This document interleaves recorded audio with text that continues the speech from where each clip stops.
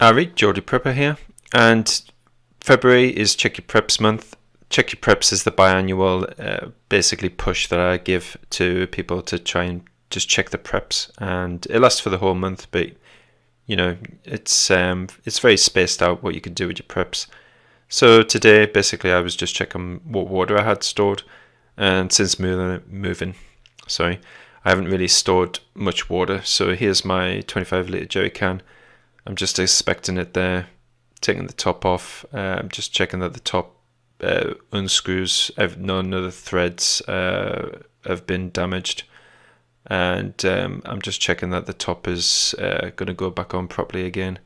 Afterwards, I just have a look inside.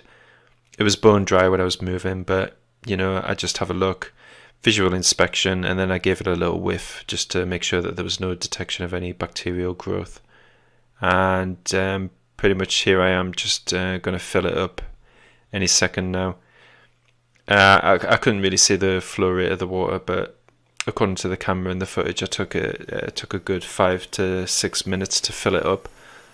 And 25 litres doesn't really sound like much, but typically if you were going to ration it, if stuff did hit the fan, you'd be drinking 500 millilitres a day, so you've got 50 days of water potentially here.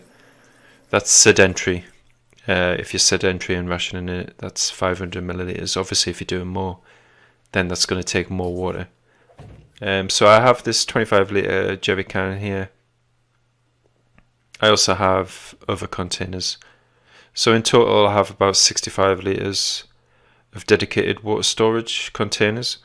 And I've got other bits of water here and there in other containers in my lifesaver bottle, for example.